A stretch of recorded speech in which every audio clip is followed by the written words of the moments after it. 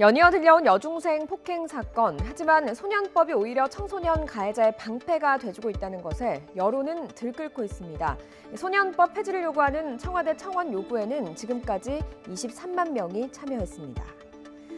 우리나라 형법을 보면 일단 만 10세 미만은 형사처분을 내리지 않도록 하고 있습니다. 소년법조차도 적용되지 않는 나이인 거죠.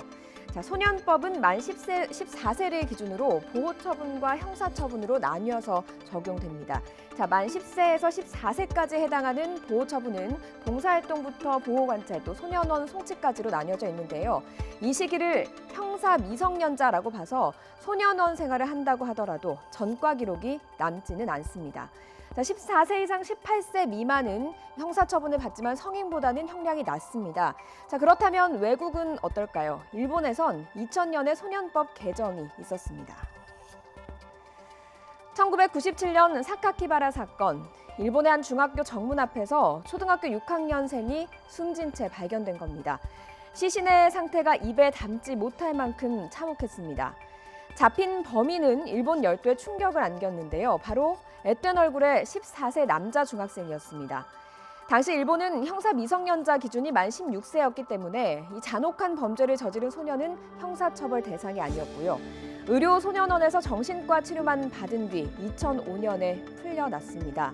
이 사건으로 여론이 들끓자 일본 국회는 2000년 소년원에 보낼 수 있는 형사처벌 간을 명령을 만 14세로 개정했고요. 2007년에는 만 12세로 더 낮췄습니다. 소년법에서 형사처벌이 가능한 기준을 다른 나라와 이렇게 한번 비교를 해봤습니다. 북유럽 3개국은 우리나라보다 그 기준 나이가 좀 높습니다. 청소년에게 조금 더 관대한 것이죠. 반면 영국과 호주는 심지어 10살까지도 형사처벌을 하고 있습니다. 하지만 좀 더 자세히 들여다보면 나라마다 청소년들의 흉악범죄에 대해서는 형벌을 강화하는 쪽으로 조항을 추가하고 있고요. 실제로 청소년들에게 엄한 형벌이 내려지고 있습니다. 일본에선 2000년 소년법을 개정하면서 16세 이상이 살인을 저지를 경우 일반 형사재판에 넘긴다는 조항을 신설했습니다. 실제로 2010년 미야기현에서 3명을 살해한 만 18세 소년에게 사형 판결이 내려지기도 했습니다. 미국에선 유괴 살인이나 살해 같은 청소년 잔혹 범죄에 대해서 가석방 없는 무기징역을 선고하는 경우가 종종 있습니다. 2009년 9살인 이웃 소녀를 살해하고 암매장한 사건의 가해자 15살 소녀에게도 무기징역이 선고됐습니다.